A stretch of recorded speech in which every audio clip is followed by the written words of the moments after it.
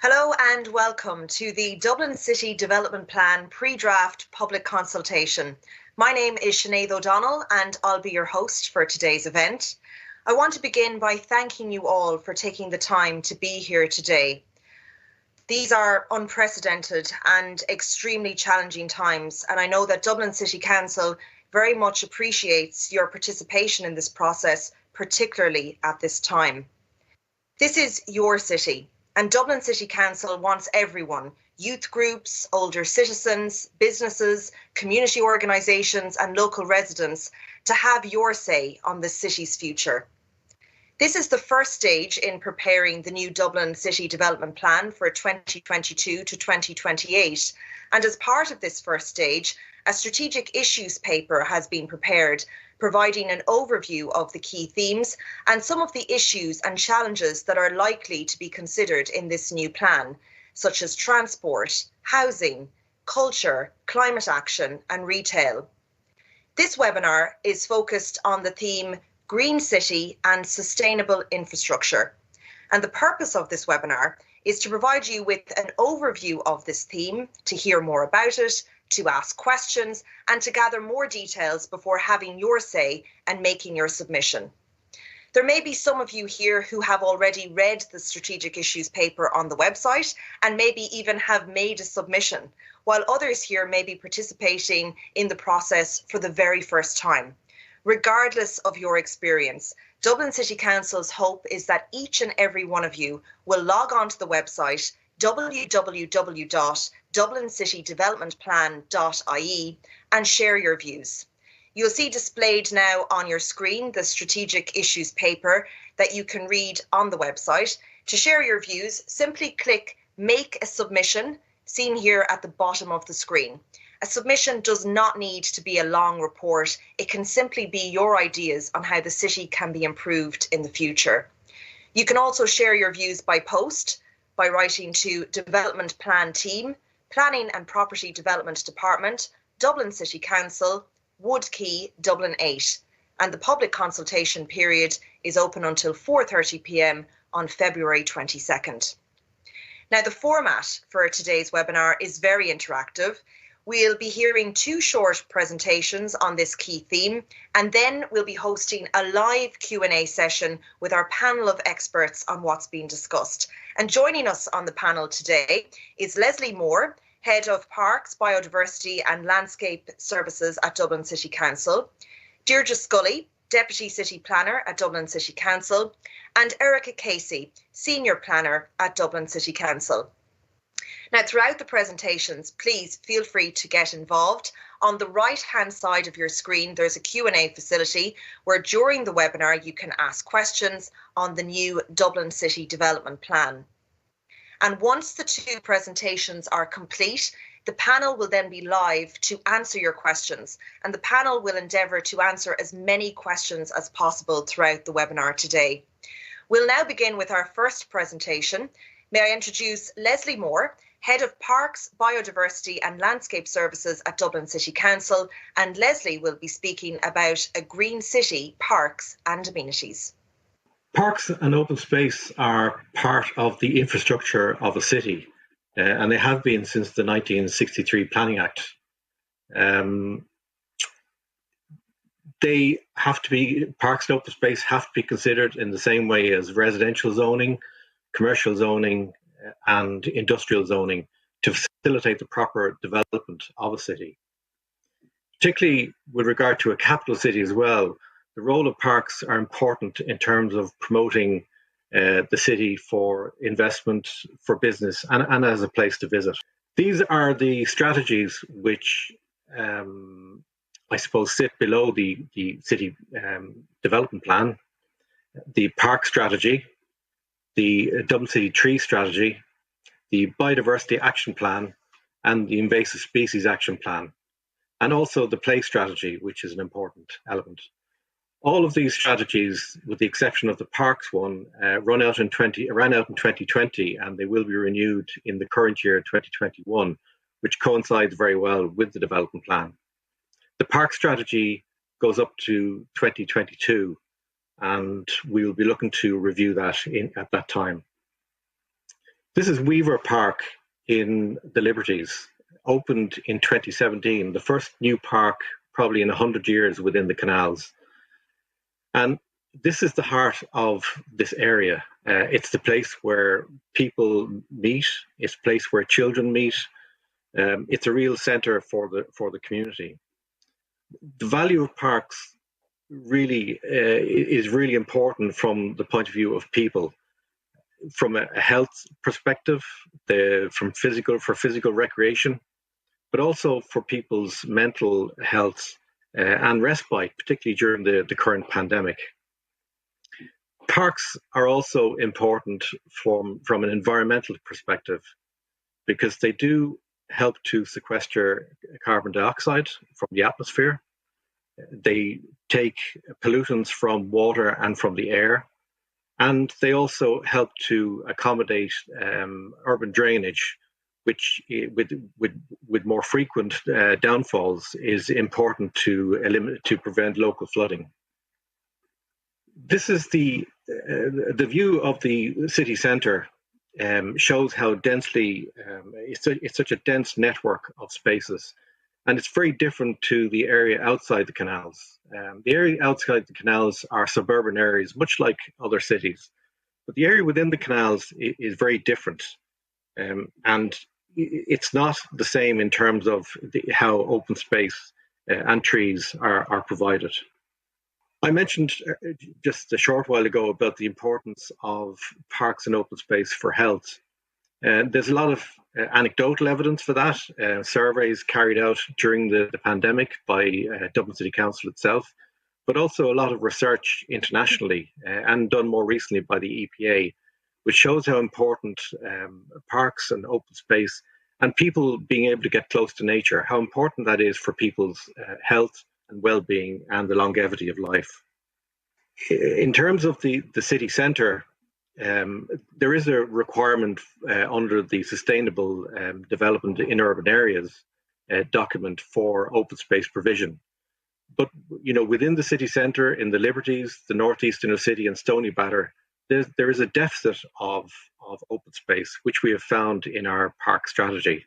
In the Liberties, it was 1.7 meters per square meters per person. In the Northeast Inner City, it's 1.89 meters per square meters per person, and in Stoneybatter, it's 1.6 square meters per person. That inequality is something that we're looking to address in greening strategies, which we're implementing for all those parts of the city. It's not just about the quantity of open space, it's also about the quality of open space. And we have moved from planting hard shrubs, to using much more pollinator-friendly planting, which is good for biodiversity. And aesthetically, it's quite important as well. It looks better in many cases than what's been planted previously. So the quality of open space is really important in terms of the people's appreciation and biodiversity. One of the other things, because of the higher density development we're getting in the city and a lot of infill development, one of the issues we're finding is the lack of provision going forward for active recreation, in other words, playing fields. At the moment, we have 190 clubs and schools using in the order of 200 playing fields in the city. But we're finding that this is not adequate. There's a huge demand for additional playing facilities, and in large part that's due to the increased participation by female participants. So, throughout all the various sports, there's an increasing demand for playing fields. This is St. Anne's Park, where obviously we have a large number of playing fields, but we're not getting the provision of large parks now in the suburbs or in other areas to feed the increasing population, particularly that's towards the city centre. Trees are really important for the city, and for all the reasons that I gave earlier in terms of the value of open space, they reduce pollution, air pollution, water pollution. They take carbon from the atmosphere, And again, they have a very strong benefit in terms of reducing local flooding, because the root zone and the trees themselves, as you can see, the canopy of a tree can retain quite a lot of water in a rainfall event. And this has been, the deficit of trees in the city has been shown by a survey we did some years ago with UCD. And whereas there's a 10% tree canopy cover throughout most of the city, it's very clear that within the city centre, within the canals, there is a deficit of trees down to perhaps 1% in some areas.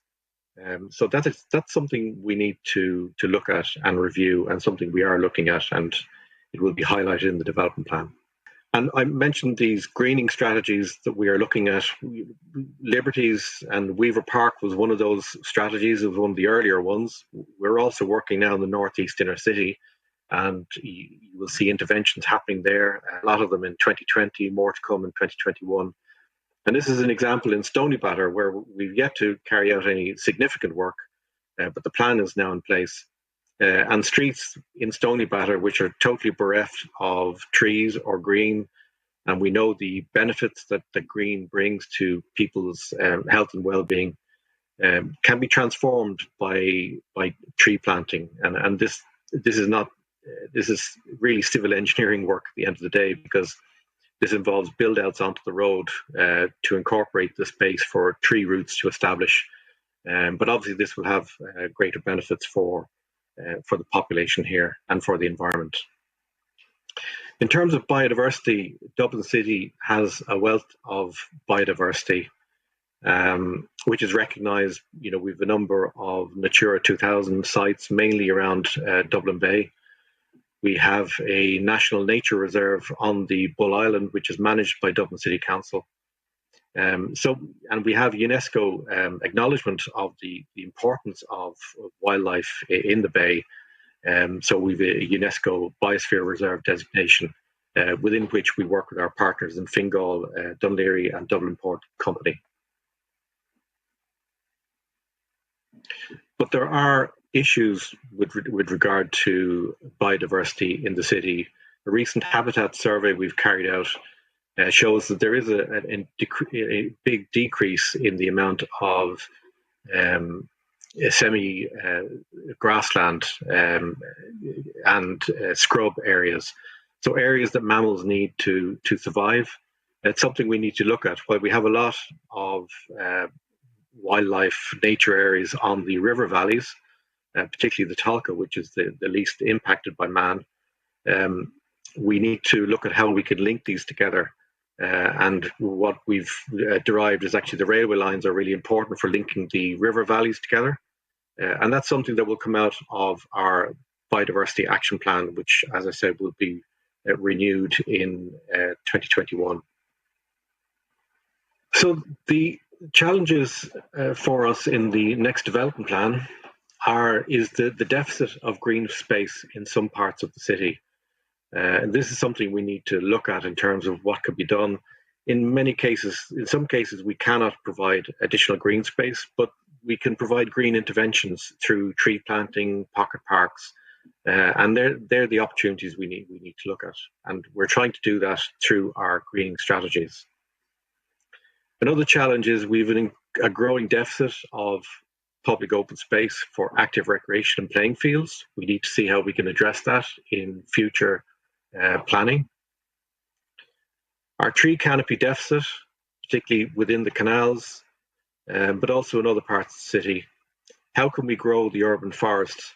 And where we have existing woodlands and trees of importance, how can we protect these going forward so that they will be there for the longer term?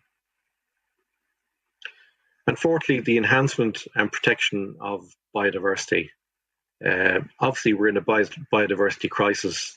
The world is in a biodiversity crisis, and we need to see what we can do in Dublin City in terms of protecting what we have.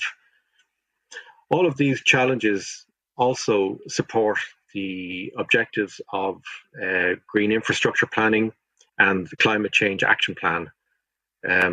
So these are things that we would like to see considered in the development plan review. Thank you. Thank you very much, Leslie. Lots of great questions coming in throughout that presentation. Keep them coming in and we'll get to them shortly at the Q&A session. Just to remind you, if you'd like to ask a question, you can do so through the Q&A facility on the right-hand side of your screen. Now, our second and final speaker here this afternoon is Deirdre Scully, Deputy City Planner at Dublin City Council, and Deirdre will be discussing sustainable infrastructure. Good morning, and I'd like to just introduce one of the key topics of the Future Development Plan, which is sustainable infrastructure. And what is sustainable infrastructure, and why do we talk about it in relation to the development plan? It is all of the key things that makes a city work on a day-to-day basis, and that works for our lives, our health, and also addresses our needs for both housing and economic growth, tourism, and visitors. Key things like water supply, wastewater treatment, the whole network that's involved in delivering them, surface water management and flood management within the city, provision of electricity, of our energy, our gas supplies, district heating in the future, a key issue of waste management and how we manage waste and how we promote recycling within the city, digital connectivity, and also air quality and noise management. All of these things make a city work for everybody that's in it, and they are critical that we integrate how we think about these with how we plan for housing growth and how we plan for economic growth within the city. Cities grow over time, and it's critical that how we grow and how investment is planned and all in relation to those pieces of infrastructure is integrated in as we move along, so that as areas are identified for new housing or for new economic development or for other uses, that the necessary infrastructure is planned right at the start and built in with that, and that the strategic agencies that we work with that work on key issues such as Irish Water and others like the ESB that deliver power, that they are consulted and brought into the discussion about how sites and land and new master plan areas are brought forward, and that it's built in at the beginning. It's essential that that is integrated and that their investment plans in the future understand what Dublin City has planned as to how it expects to grow. So that's all their plans and our plans are integrated fully for both to achieve sustainable development and also to achieve efficient growth for the future. Some actions that have taken place since the 2016 development plan was put in place, just to give an indication of the issues that this chapter will address. Supporting the expansion and delivery of the expanded wastewater treatment plant in Reed's End is critical for meeting the needs of population growth and for business growth within the city. Delivery of an improved quality and meeting future demand as regards supply of water. So the likes of the Vartry upgrade and the leakage reduction investments that have taken place over the last 6 years are some of the achievements that are in the plan that show how that integration can be delivered. The completion of a number of major flow protection projects and studies across the city from the likes of the WAD and the Dodder, and studies such as SAFER, which give help build resilience and warning systems for the city to deliver that. ICT investment, a major thing, a major new area, which is definitely somewhere that the next development plan will have to address in more detail. So that there's an existing network built by Dublin City within the Docklands area, and there are plans then to roll that out across the wider city during the lifetime of the development plan. Again, a critical piece of infrastructure. Sustainable urban drainage, which is dealing with, I suppose, how we manage rainwater and how we manage what happens to it when it comes to ground. In a greenfield setting, it's soaked up into the earth and forms part of the natural network of streams and rivers.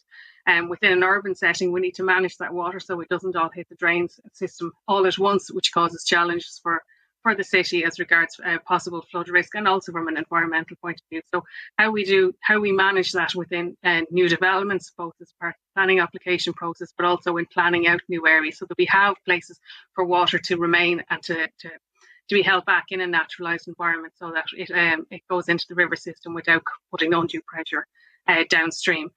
And then looking at good ecological status for our rivers and how we integrate that into all of the other issues that are outlined there, both the wastewater, water management, water supply, sustainable urban drainage. All these things feed into trying to achieve good ecological status and finding solutions to all those challenges that doesn't involve going for, I suppose, a cement pipe solution or a strong cement walls and barriers to address them, but can we naturalise some of the areas that are around our rivers so that they can cope better, that the water quality is much better, and that we can deliver a high quality biodiversity for our city. Looking at another major issue there is looking at the rollout of district heating within the city and how it can be delivered. And there's been quite a lot of work done that since the 2016 development plan. There's been some new pipe now, Docklands, as part of the redevelopment of the Docklands area, and then looking forward how we're going to deal with that in the future. And one of the key actions of Dublin City Council and the other Dublin local authorities in the past development plan was the completion of the Poolbeg facility, waste energy facility, which is now delivering electricity for 100,000 homes and addressing and diverting significant amount of waste from landfill over the future. So providing for the future and looking at as for a sustainable approach in the next development plan as regards water resource management and the population that's expected to be living in Ireland by 2040, which has the development plan is charged with addressing. So how do we cater for increased demand for drinking water and water treatment? And these are the questions that development plan needs to ask itself and that we're asking you, the public, to think about and to have a say on. And how you see such investment should be integrated into housing delivery over the lifetime of the development plan. How should we address the question of surface water, and how do we plan for flood events within the city? What is the best way to, I suppose, slow down the flow of water during major rain events into our rivers and streams? What types of sustainable urban drainage could we look at? I mean, one possibility in very urban areas is the likes of green roofs and water capture, like reuse of rainwater for other purposes, or looking at areas like, say, where there's opportunities that may be using open space to create wetland areas to hold back water and then to allow it to discharge at a much slower level after there's been a major rain event. And how do we deal with all these things as we know that climate change is presenting us with a lot of challenges in the future with regards to water, both in relation to the amount of water that can fall on us from the sky with increased weather events, and also with the pressure that I suppose the possibility of drought and the impact that could have on water supply during major events. And we have experienced examples of that in recent years, and projections show that that's likely to be more common. So how do we manage all that? And then at the same time, do it in a way that improves the water quality of Dublin Bay and our rivers and improves the biodiversity of the rivers and Dublin Bay over time, because that is critical to try and integrate how each of these investments are delivering so they don't have negative impacts in other ways. Another key aspect of sustainable infrastructure is energy and how we manage that in the long term. So how do we promote greater reuse of existing resources so that we have a more circular economy? I suppose an example would be the food waste from restaurants and maybe how that can turn into a business opportunity and a progressive way to reuse material that otherwise would have ended up in landfill, the likes of recycling. So we've got like reuse and circular economy from everything from individual sort of recycle sites right up to, say, major businesses looking at how waste energy in their particular manufacturing or processing could be reused for the benefit of the city. And part of that is looking at heat recovery and the opportunities that are within the city from the likes of the waste energy plant in Poolbeg, but also other resources, other energy creating spaces like, say, the power plants and the wastewater treatment plant also generates waste heat. So there are opportunities across the city where spare energy could be harvested and used for the benefit to reduce our carbon footprint in relation to energy and heat cost. And then alongside this, what can we do to boost digital connectivity? How can the development plan provide for policies that support improved quality broadband, support improved wireless connections, and provide opportunities for people to make use of these in a way that isn't expensive for them? And then also, how can the plan work with utilities to ensure that our areas are planned out properly for power and energy across the city and take into account the changes that are coming as regards decarbonising energy and the possibility that there will be micro energy generation within communities and within individual residences, and how we could build that in, and working with the agencies so that we understand what their needs are and plan that into areas. So the likes of, say, maybe might be need for new substations in particular areas to support that, and how that all could be built into the development plan and within the policies that we need to take the plan forward and to ensure that we can meet the needs of the future. One final key point I want to, I suppose, bring people's attention to, and is to look at the issue of air quality and noise within the city, and what the impact of that is, and how we need to plan, I suppose, in many ways, so that future population growth and future economic growth of the city do not increase the problems that we have as regards air quality and noise, and how we can actively work to bring down the levels of risk within those areas. So one of that is I suppose working on looking at strategies within the city and seeing how all of these issues overlap, that addressing climate change, addressing movement and addressing land use. All of these contribute to addressing air quality and noise within the city, and how we can improve on that by boosting walking and cycling, increasing the amount of tree planting in the city, and other actions like that from an environmental point of view can all make a huge difference to the quality of air in the city, and how we integrate that with land use and what types of uses are more appropriate in certain locations where maybe there are noise aspects that we will not be able to mitigate during the lifetime of the development plan, and what land use uses should not be permitted in certain areas where we know that there are ongoing challenges, and how do we focus in on those and work to find solutions that are sustainable in the long run. So there's I suppose I need also for a whole city approach. There's no point in looking at Dublin City purely on its own, and it's working with the adjoining local authorities to see how those particular issues can be addressed to ensure that the long-term future for Dublin City provides for a much higher quality standard of air, and also reduces the level of noise that people experience on a day-to-day basis. So that's just to give you, I suppose, a sample of some of the challenges and issues that sustainable infrastructure has for Dublin City. I would hope that each one of you will take the opportunity to have a read of the issues paper and to look at them in detail. There's a lot there. There's a very wide range of issues there. And I suppose a webinar is only going to cover a small element of them, but I hope I've given you a flavour of the type of questions that Dublin City Council needs to ask itself, and that we are asking the public to consider and to come back to us and to give feedback during this consultation process, so that we can build them into the future policies and objectives of the next development plan. Thank you very much, Deirdre. And I should say that Leslie and Deirdre's presentations, and indeed all of the public consultation webinars, will be available to watch back on the Dublin City Development Plan website, dublincitydevelopmentplan.ie. And now it is time for our live Q&A session. If all of our panellists can unmute their microphones, that would be brilliant. Taking your questions now are our presenters, Deirdre Scully and Leslie Moore, who you've just heard, and joining them is Erica Casey, Senior Planner at Dublin City Council. Deirdre, if I can come to you first with a question that came in during your presentation. Is there anything specific being done about the amount of incidental open space around Dublin in the new development plan to revitalise these spaces? That's a broad question, and it's hard to answer in one short sentence. I suppose the incidental open spaces, there are certain areas of the city where we would be doing detailed plans, and there would be an intent in the development plan to prepare much more detailed plans for those particular areas. So, for example, if we were doing, like we did a local area plan for Cherry Orchard, and all of the open spaces, every single space that's in that area was examined as part of that LAP process, and particular uses and best fits for each of those spaces were identified, some of which, where there were, say, challenges as regards antisocial behaviour, or we'd have back gardens backing onto an incidental open space and it wasn't actually functioning well, that maybe the solution is to change what the use of that space is, but then to look at other spaces that do present well, that are structured right, and that maybe there is a need for investment in those types of spaces to improve the range of uses that can be used. Maybe they need a bit of drainage, maybe this layout we're pitching out. Leslie probably better at answering some of the details as to how these. But what I'm saying is that the mechanism of local plans, whether it's a greening strategy prepared by Parks, who would work with planning as well. We all work as a team overall in addressing these challenges, and I think that's very much part of how the solution is, because I think the development plan itself is quite a large document, and the zoning policy is there to protect the open spaces we have. So we'd be interested in hearing about how people feel the zoning policy works.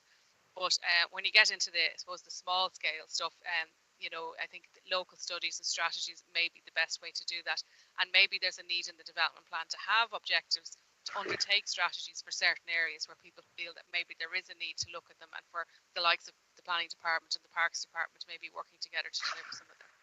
Brilliant stuff. Deirdre, I think your mic there's some slight technical problems with it, so I might get someone to take a look at it there. I hope, I know the stenographer is working away, so hopefully people could still hear what you said there. I'm going to go to Leslie next. What is Dublin City Council's policy on monetising parks, allowing commercial enterprises such as restaurants, concerts, etc.? Well, in recent years, we have been developing tea rooms in parks where there is sufficient footfall for tea rooms to develop. And I know there have been some concerns expressed about commercial activities within parks, but I think the proof of what we have done is that these tea rooms, which also accommodate public toilets, have become a great, fantastic community, a place where the community comes together, and they're very much valued by local communities. So they've been quite successful, I think, in where we've done them, and in actual fact, there's requests for more of them to be implemented in other parks. But obviously, we do take into account, what the likely footfall is. That we would want the business there to be successful, and in every case, it's a local business that takes up the opportunity. So we advertise it. It's taken up by local business who develop their own breads, their own cakes and pastries, and so it supports local enterprise as well. And we're kind of proud of what we've achieved in that regard. In terms of other commercial events, there are the odd commercial event that we would permit in certain parks, but we try to limit those to a certain number within the year, and certainly that they wouldn't do any damage to the park. But look, parks are there for people to engage in. Some events are more commercial than others, and we try to monitor that ongoing to make sure that we don't over commercialize our parks. It's something we're quite sensitive to. Brilliant stuff. I think it's worth noting there, Sinead, as well. I mean, those kind of events give opportunities, like Les mentioned there, for markets, etc., to take place, which is very important to kind of the local economy, because it gives opportunities for small businesses, small suppliers, small craft producers, artisan producers, etc. Gives them an opportunity to showcase their goods and produce, as part in a small scale setting. So it can offer kind of broader opportunities in terms of local scale economies as well. Great stuff. Another question here for Leslie. Why are rooftop sporting facilities, gardens and urban farms not considered and an actual requirement for all new city centre developments like in other cities? So this person, are they being considered, I suppose, first of all, or? Well, they are being considered, and I know that there are many, and Deirdre may come in on this. I know there are many planning applications that have requirements for roof gardens, not so much urban farms. I don't think we have an urban farm on a roof yet, but certainly, there's two kinds of roof garden. There's one which is just a greening, which is good for biodiversity and for drainage purposes. And then there's the other kind of roof garden where there's public accessibility. So it's like communal open space. And certainly that is conditioned, I know, within the planning process. But Deirdre may have more information in terms of the number of those that are actually in the city. I wouldn't have a number now to hand, I have to say off the top of my head, but I think it's the whole issue of how roof space is managed going forward is something that we definitely need to look at in the development plan. Obviously, I mean, there are challenges if it's for a public purpose, and that will have to be looked at carefully in how it's delivered. But I think there are certain buildings that can work for, and I think we should try and identify those types of buildings that there could be opportunities. But I think for a housing development, that the space is used and well designed to provide a proper amenity for the people that live there, or in an office environment, that it is a space that people can use well. But I think, again, it's how you balance it and to ensure that the space is designed to achieve all of those goals, that it delivers from a biodiversity point of view, from a sustainability in reducing water egress from the area, and also in providing a proper amenity. So but it's something that we would like the development plan to provide more guidance in, and particularly to bring forward I suppose that the green roof solution becomes the main solution for the buildings that can take it. Obviously, if you're building something with a pitch roof, that's not going to be quite so viable. But but when you're talking about larger buildings, there is opportunities there, and we would like to look at different options. And if people want to suggest other cities and other solutions that they've experienced, well, that's great. That's the type of information we're looking for. Brilliant stuff, and you're great to hear. Your mic is back, Dee. Good. Erica, a question here for you. How do we, and there's actually a couple of questions along this vein, how do we get the balance between residential with creating playing fields and green open spaces? Obviously, there's a huge demand for housing in the city, but how do we get that balance of green spaces and wildlife squares, if you like, and then also the importance of building new housing? It is a constant challenge, Sinead, because obviously we have national guidance under the National Planning Framework to promote compact growth and to encourage densification of our city. And I suppose it's how you achieve that, yet also providing sufficient levels of amenity and open space for our existing and future residents of the city. We do operate in accordance with various government guidelines, which does set out kind of, I suppose, kind of prescriptive guidance that we must comply with in terms of public open space provision and private open space provision in new housing developments. But I think, as Les said earlier, what we need to focus on, it's not necessarily just the quantity of open space, but the quality of open space. And I think that's something that we really need to start putting a much greater focus on going forward, and providing greater guidance on that in our development plan in terms of what quality open space should be provided, ensuring that adequate play facilities are provided in our housing schemes to meet the needs of children, etc. In terms of playing pitches and wider sporting facilities, there's a wide range of those types of facilities that can be facilitated in urban developments. But again, there's a role to be played, I suppose, at a more localised planning level when we come to preparing local area plans and, sort of plans for our strategic development and regeneration areas that we have identified across the city, as to how open space and playing facilities can be meaningfully provided as part of those new regeneration areas to meet the needs of those growing communities.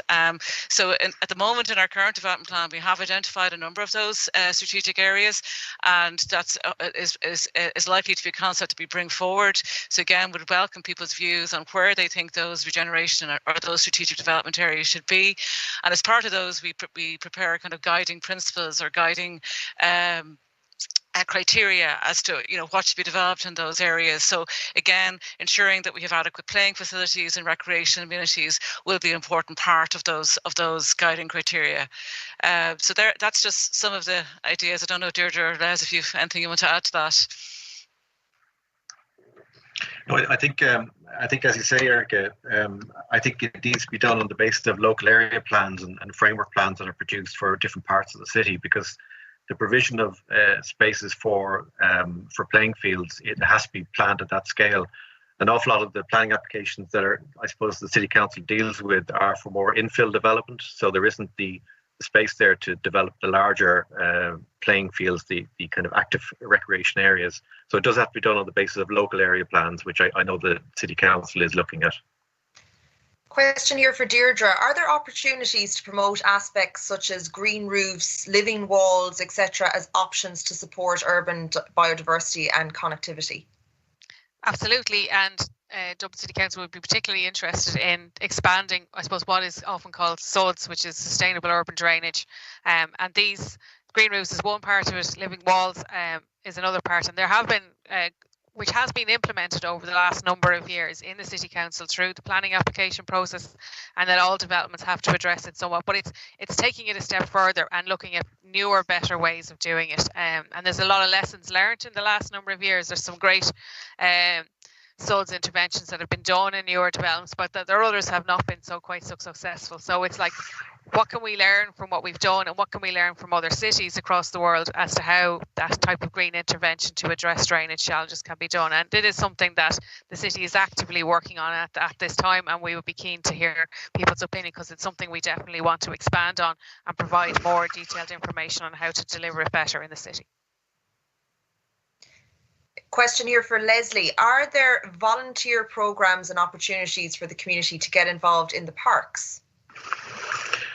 Well, there are lots of volunteers, volunteer groups around the city who engage in looking after their local parks. They're more community based. They're not organised by the City Council. They tend to come to us, and we like to support them where we can. And they work in, they're involved in everything from litter picking to tree planting, and we're looking to do more tree planting with community groups in the city in 2021. We do have a volunteer program on in our nature reserve on the Bull Island, which we facilitated, and there's a fantastic group of people there who get involved in volunteering. So yeah, I think there are opportunities, and if people are interested in doing that, or have certain ideas in that regard, they can contact me directly, and I can talk to them. Great stuff. Question here for Deirdre. Do you see more community gardens and allotments as one possible solution to improving the recommended open space per person recommended in the 2009 report? I'm not sure which report in 2009 they're referring to, if you want to explain. Look, I'm not going to try and guess right now, but I would imagine that, that is something, as I was saying, that in looking at how we look at the lands that, say, incidental open spaces and boosting the opportunities for those types of spaces, and looking at the uses that are, particularly in the suburbs where where maybe the estates may not have been laid out not necessarily coherently together, and there are opportunity sites where maybe the best use of certain locations could be allotments or could be a community garden. But that's something that it needs a detailed study area by area, because again, it has to be driven by, I suppose, having the people on the ground that are interested in doing this. I mean, that's the first point. And then do we have the right types of space, and can we set that up, and looking at how that can be done in a way that respects everything that's going on in the area and balances out the different uses of open space. But I think definitely it is part of that, without being corny about it, the landscape of how we deliver green infrastructure within the city. Les, you're obviously much more hands-on with this issue, if you want to. Yeah, there's a number of community gardens and allotments around the city existing. Some of them, again, are more community-led. Other ones, we have allotments in St. Anne's Park and Meekstown out near Ballybun. And look, in the past, I think, we've considered allotments in public parks or open space to be a privatisation of open space. And I think our view is changing on that. And maybe, it was referred earlier to incidental open spaces, and there probably are spaces out there which are underutilized, and that's something we're going to examine in the current development plan, looking at opportunities maybe for more community gardens. And I think community garden is better for the community generally rather than allotments per se. So to develop that kind of community project, and that's something we're going to look at in the next development plan. Okay, question here and a comment, really. Great to see the focus on biodiversity, trees and plain fields. Deirdre, I think this question might be for you. I know you've touched on some of it already, but this person asks, what about community gardens and food spaces, which also have recreational and health benefits?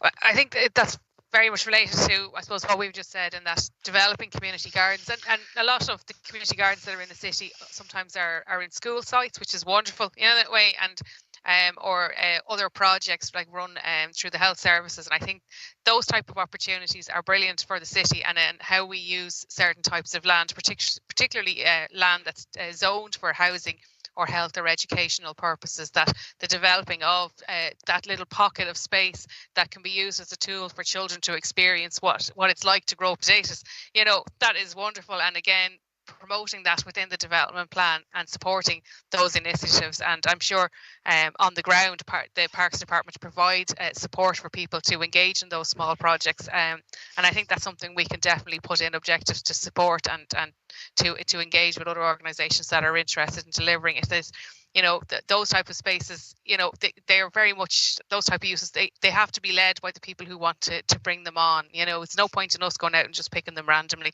It's having that groundswell of interest and commitment to take on a project of that scale and deliver it. And that's something that we'd be keen to hear from people about, where they feel that there are shortfalls in the city in particular locations and areas, because then we can flag that as the policies develop, either in the development plan itself or in the park strategies that are due to be updated in the same time frame. Great stuff. Another question in here for Deirdre. One of the biggest open spaces in the city is the Liffey. Are there any plans to use the river more in an open space way?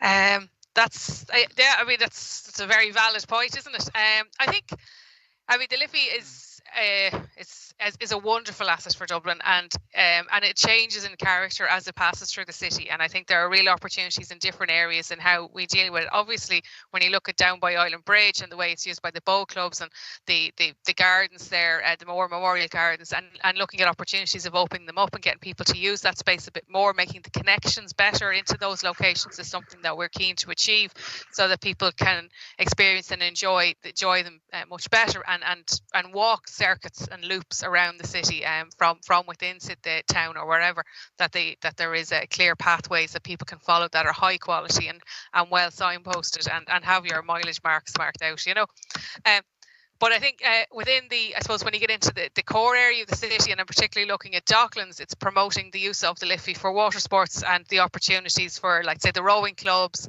and looking at the infrastructure that they have and supporting what they have been doing, which in getting more kids involved in rowing and canoeing and kayaking. And I think that's the sort of stuff that Dublin City Council can do to provide a variety in the types of sporting activities that are available, and just to enjoy the water in any way that the people are interested in. And particularly that would also apply to the canals and the opportunity for the kayaking clubs that are under like the likes of the Royal Canal at the moment at Fisborough. So it's supporting those clubs to get up and running and to provide small grants towards their basic infrastructure needs. And that's something that the council and the development plan can support, that type of expansion of use, and seeing our blue network as part of our leisure activity opportunities we have. Yeah, I think there's some very good examples of projects where our waterways are being used now more actively for sports and recreational purposes. I don't know if anyone knows the old former Loch Cottage there in North Strand, which is now a little adventure centre for kayaking. And there's been a number of kind of water sports initiatives through the Northeast Inner City using the Liffey for kayaking amenities for children from the area. Also, we had the ongoing upgrade of our canals and the potential for the walkways along those to road out, and Nez might talk a little bit more about those to ensure more active use of the existing towpath infrastructure there to create walkways and cycle paths along our canals in our city. So and there's been a number of successful examples of that across the city. So again, they're all types of initiatives that we would see the plan supporting, and again would welcome the public's views on those issues. Great stuff. A question here for Leslie. Who decides if a park is eligible to work towards a green flag? Is there support to achieve this? Well, I suppose we've the parks that we've put forward are ones where we know there's been good community buy-in to date, and we've tried to have a distribution around the city as well. So I suppose that decision has been made by Dublin City Council to date in terms of which ones are going forward. We've increased our green flag parks from 5 in 2019 to 11 in 2020, and we hope to increase that in future years. But certainly, if people are, there's parks like Stardust Park where we've done a lot of work over the last 18 months to bring that up to a really good standard. It's a beautiful park in that part of the city, and certainly there's opportunities for other parks to be brought forward for green flag. Great stuff. We've just time for a few more questions. Deirdre, a question here for you. Should lighting and light pollution be included as a consideration as part of sustainable infrastructure? Yeah, that's a very good question. And I think how lighting is delivered in the city is something that we probably haven't had a lot of policies on, but it's not to say that Dublin City Council hasn't played a significant role in looking at how it can be managed better. And I know our colleagues in lighting have been rolling out a major project of changing over lighting to LED to reduce the carbon cost of lighting within the city.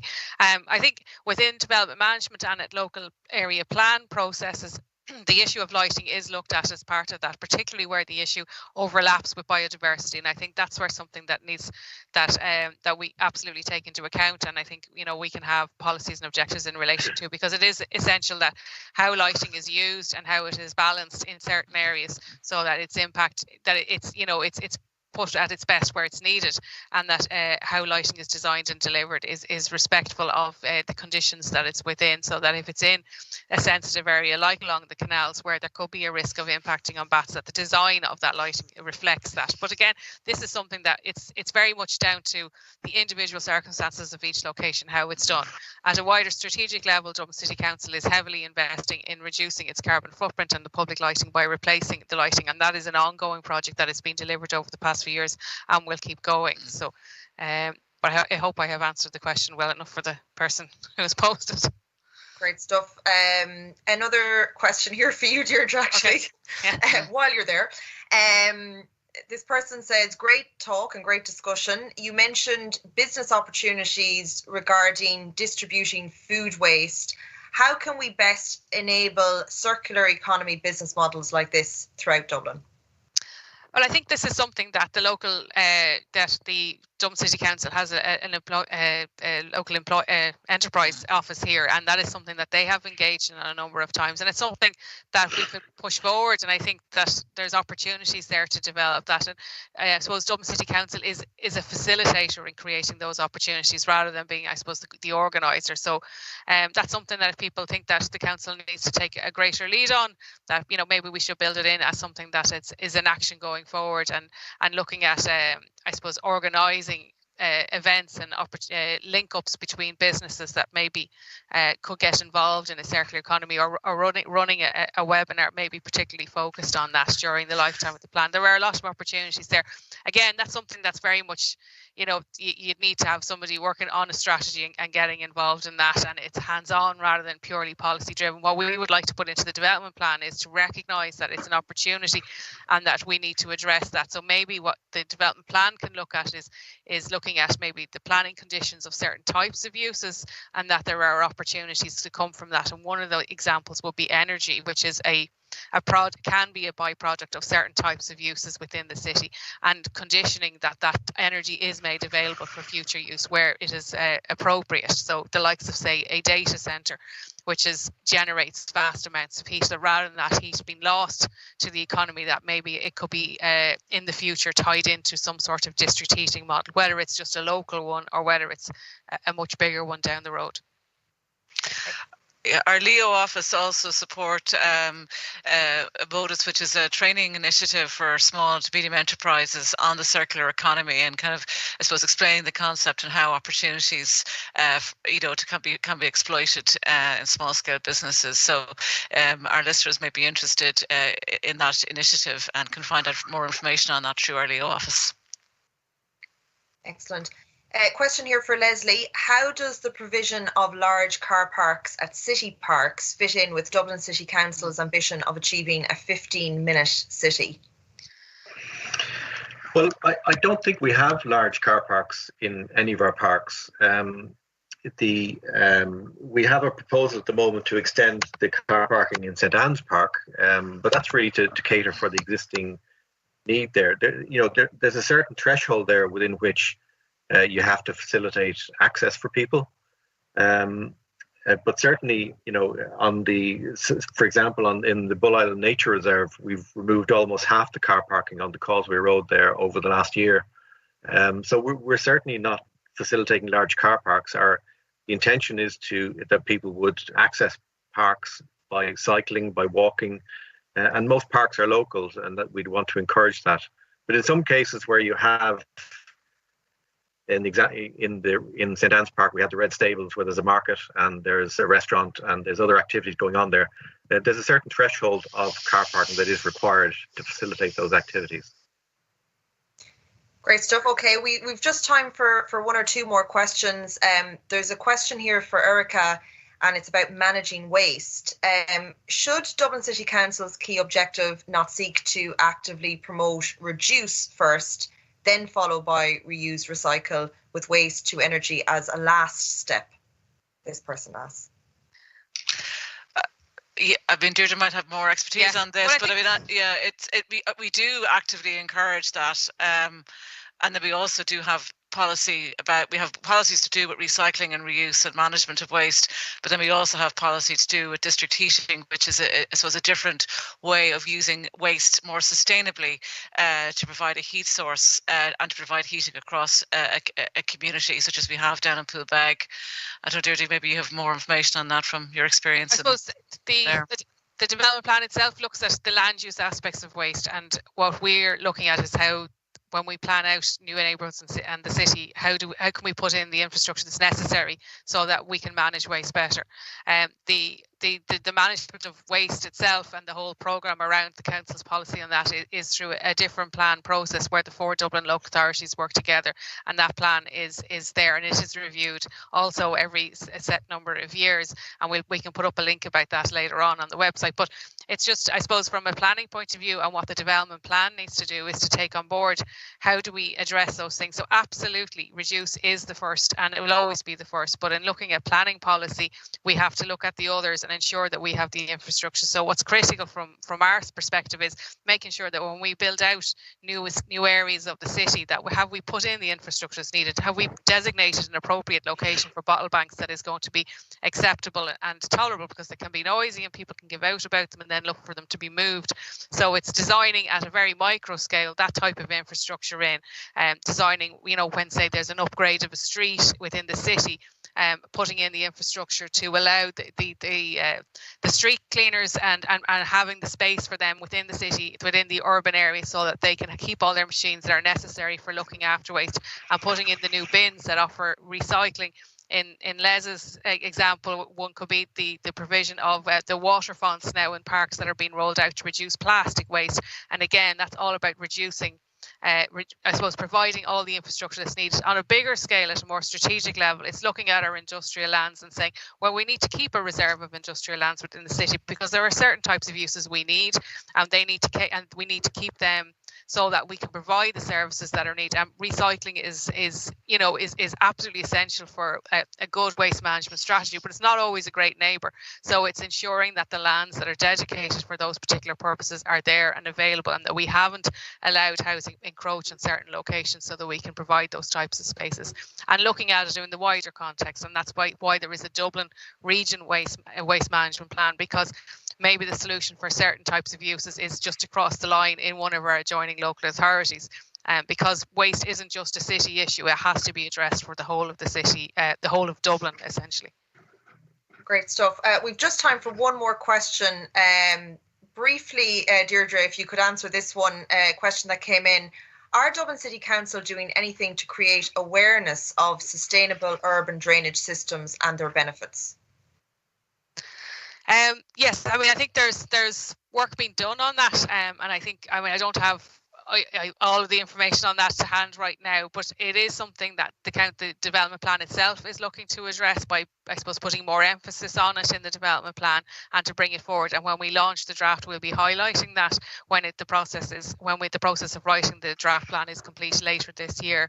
And then our colleagues in the engineering section and drainage will also be looking at that and working with key stakeholders, because particularly as that policy evolves, it is important that we work with developers, builders and designers, so that how that's delivered is spread among those who have to design and deliver it on the ground.